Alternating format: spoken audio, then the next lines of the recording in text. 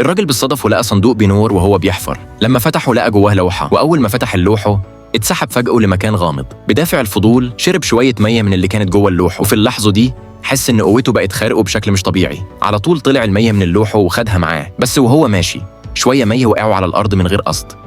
اللي حصل بعدها كان أغرب. جده شرب بس رشفه صغيره من المية دي، ورجليه اللي كانت مشلوله بقالها 30 سنة خفت تماما. الراجل وقتها فهم إن المية اللي جوه اللوحة عندها قدر تشفي الأمراض. حتى الدرة اللي في الحقل بدأ يكبر بسرعة وغريبه. قام على طول جاب مية أكتر من اللوحة وسقى بيها الزرع، وبعدها طبخ له كوزين درة علشان جده يدوقهم. وجده قال له إنه عمره ما أكل درة بالطعم الجميل ده قبل كده. الراجل أخد شوية من الدرة اللي زرعها وراح بيهم فندق. أول ما الشيف الكبير داق الدرة انبهر بطعمه وطلب منه 300 كوز واداله $10,000 كاش. لكن وهو بيستعد يزرع كميات كبيرة اكتشف إن الأرض بقت ناشفة جدا، وحتى المياه القريبة بقت معكرة. شك وقتها إن الزرع امتص الطاقة من اللوحة، وده خلى العالم اللي جواها يضعف. بعد كده وهو بيتعشى مع صاحب الفندق، اللوحة بدأت تتفاعل مع تعليقة اليشم الجاد اللي لابساها الست. الراجل مدحها وقالها إن شكلها جميل، لكنها فاجأته وقدت له التعليقة هدية. وهو راجع لاحظ إن ضوء التعليقة بدأ يضعف، واتضح إن اللوحة امتصت طاقتها، والعالم اللي جواها رجع ينبض بالحياة من تاني. وقتها راح على طول محل مجوهرات